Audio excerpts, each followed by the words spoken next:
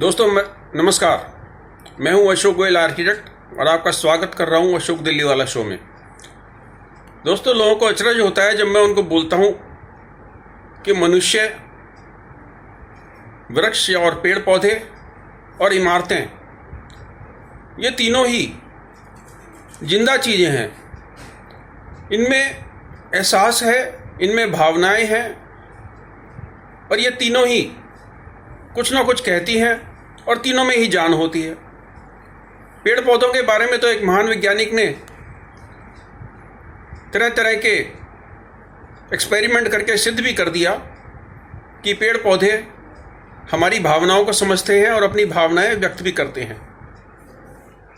मनुष्य में किस तरह की भावनाएं होती हैं वो उसके लेखन से, उसकी कलाकृतियों से और मनुष्य जो तरह तरह की रचनाएं करता है उससे स्पष्ट हो जाती हैं।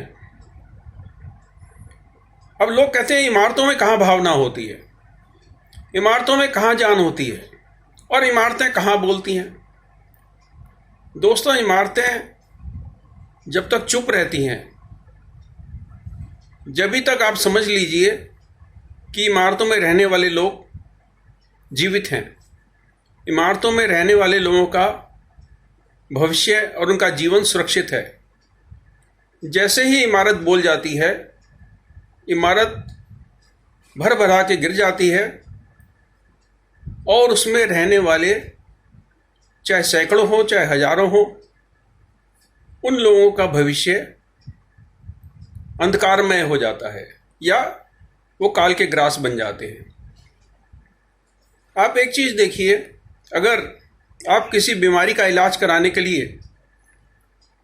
कोई डॉक्टर तलाश करते हैं तो आप डॉक्टर ढूंढते हैं, आप कोशिश करते हैं कि ऐसे डॉक्टर का तलाश की जाए जिसको अनुभव हो, उसको शैक्षिक योग्यता प्राप्त हो और उसकी कार्यकुशलता के बारे में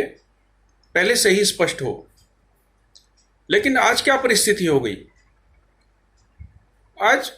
आर्किटेक्ट को ढूंढने की बजाय कंसल्टेंट ढूंढे जा रहे हैं, यानी ठेकेदार ढूंढे जा रहे हैं जो सभी प्रकार के कार्य सभी उन विभागों से करवा के दे दे जिन विभागों से चाहे नक्शा पास कराने की ज़रूरत हो, चाहे एनवायरनमेंट से परमिशन लेने की ज़रूरत हो,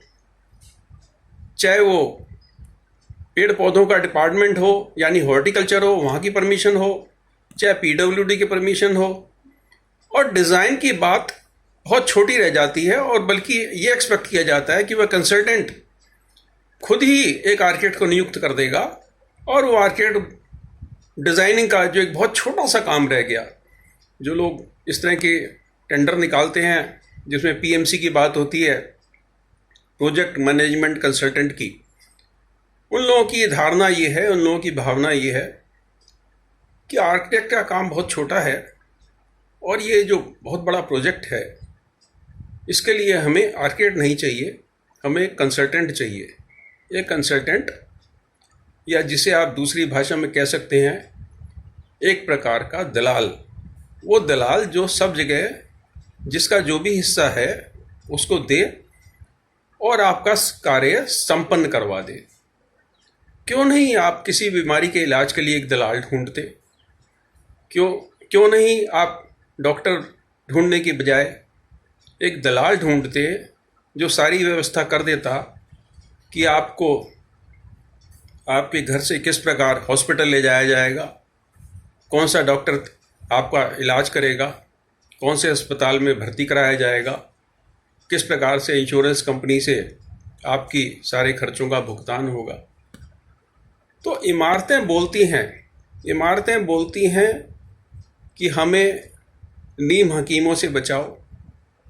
इमारतें बोलती हैं कि हमें इस तरीके से बनाओ कि उसमें रहने वालों का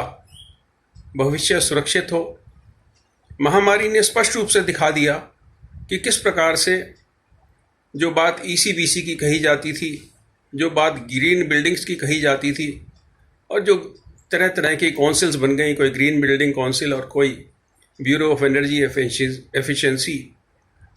उन लोगों के सारे मापदंड गलत थे। बात स्पष्ट होनी शुरू हो गई कि किस प्रकार से एनवायरनमेंट को देखते हुए, वातावरण को देखते हुए, जगह की भौगोलिक स्थिति को देखते हुए जो भवन डिज़ाइन किए जाते थे, जो डिज़ाइन किए जाते रहे हैं, वही सही प्रकार की आर्किटेक्चर है, वही सही प्रकार की वास्तुकला है। और जब भी आप उसमें नकली चीज़ें डालोगे, नकली चीज़ों का मतलब एयर कंडीशनिंग, नकली चीज़ों का मतलब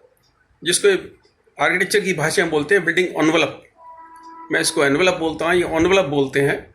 यानी बाहर से कौन सी मटेरियल कितनी हीट को सोखेंगे या कितनी ऊर्जा की बचत करेंगे,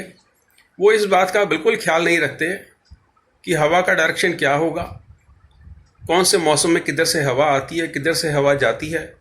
किस प्रकार से हवा के आवागमन से सभी प्रकार के कीटाणु, सभी प्रकार के वायरस का नाश होता है,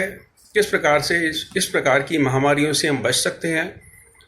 महामारियों के समय में जगह जगह हॉस्पिटल्स में बड़ी विचित्र प्रकार की कठिनाइयाँ आई कि सारे हॉस्पिटल को उन्होंने एक सील बंद पिंजरा बना रखा था और उसमें किसी प्रकार से ताज़ी हवा का आवागमन नहीं था। तो दोस्तों, मेरा मानना ये है कि इमारतें जब तक चुप रहें जभी तक ठीक है, और इमारतें तभी तक चुप रहेंगी जब जो इमारतों के डॉक्टर हैं यानी आर्किटेक्ट्स, उनको समाज में पूरा सम्मान मिलेगा और उनको कंसल्टेंट की तरह हायर नहीं किया जाएगा, उनको एक डॉक्टर की तरह हायर किया जाएगा। आप क्या सोचते हैं? अपने विचार बताइए। क्या इबारत बोलती है या नहीं बोलती है? नमस्कार, धन्यवाद।